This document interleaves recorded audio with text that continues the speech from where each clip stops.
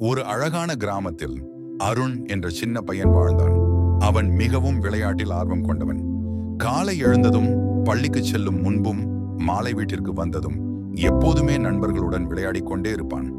ஆனால் படிப்பிலும் வேலைகளிலும் சோம்பேறித்தனமாக இருந்தான். அவனது அம்மா, மகனே, உன் பாடங்களை நேரத்தில் படி, உன் வேலைகளை சரியாக செய் என்று எத்தனை முறை சொன்னாலும் அவன் பரவாயில்லை, நாளைக்கு பார்த்துக் கொள்ளலாம் என்று தள்ளி போடுவான். ஒரு நாள் அவனது தாத்தா அவனை அழைத்து ஒரு சிறிய விதையை தந்தார். இந்த விதையை நன்றாக நட்டு தினமும் தண்ணீர் ஊற்றி கவனித்தால் அது பெரிய மரமாக வளரும். அந்த மரம் உனக்கு நிழலும் பழமும் தரும். ஆனால் நீ அதை கவனிக்காமல் விட்டால் அது வாடிப் போய்விடும் என்று சொன்னார். அருண் முதல் நாளே மகிழ்ச்சியுடன் விதையை நட்டான்.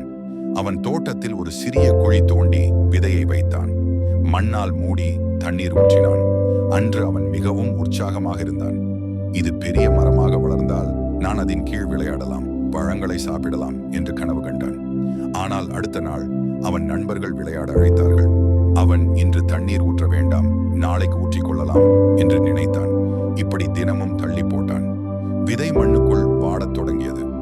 மண்ணின் மேல் சிறிய பச்சை மூளை வந்ததும் தண்ணீர் இல்லாமல் அது சுருங்கி போனது. ஒரு நாள் தாத்தா தோட்டத்திற்கு சென்று பார்த்தார். விதை வாடி மண்ணில் சுருங்கி கிடந்தது.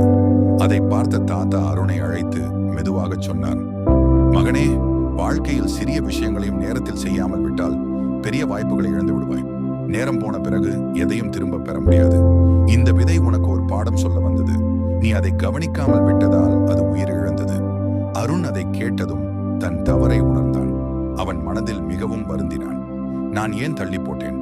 நான் தினமும் தண்ணீர் ஊற்றியிருந்தால் இது அழகான செடியாக வளர்ந்திருக்கும் என்று நினைத்தான். அன்றிலிருந்து அருண் தன் பழக்கத்தை மாற்றிக்கொண்டான். அவன் மீண்டும் ஒரு புதிய விதையை நட்டான். இந்த முறை தினமும் நேரம் தவறாமல் தண்ணீர் ஊற்றினான். சில நாட்களில் அந்த விதை பச்சை முளையாக வளர்ந்தது. அருண் தினமும் அதை பார்த்து மகிழ்ந்தான். அவன் நண்பர்களிடம் கூட சொன்னான், நீங்கள் விளையாடிக் கொண்டிருங்கள், நான் முதலில் என் செடியை கவனிக்கிறேன், பிறகு விளையாடுவேன். சில மாதங்களில் அந்த விதை அழகான செடியாய் வளர்ந்தது. அதில் சிறிய பூக்கள் மலர்ந்தன. பின்னர் பழங்களும் வந்தன.